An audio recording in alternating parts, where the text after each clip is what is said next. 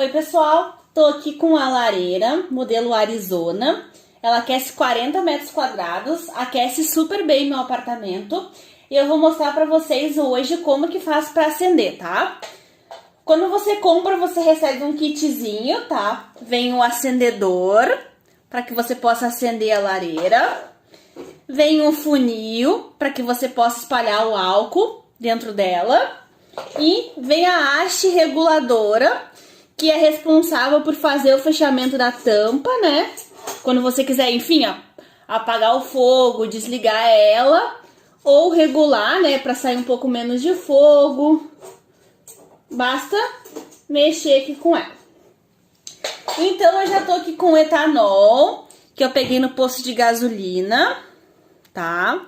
Vou pegar o funil, vou espalhar bem aqui dentro. Vou colocar só um pouco aqui, que é pra poder testar ela, pra vocês verem. Caso ocorra, né, que cai um pouco de álcool, você pega um paninho pra limpar, tá? Pra que não ocorra nenhum resquício de chama fora da lareira.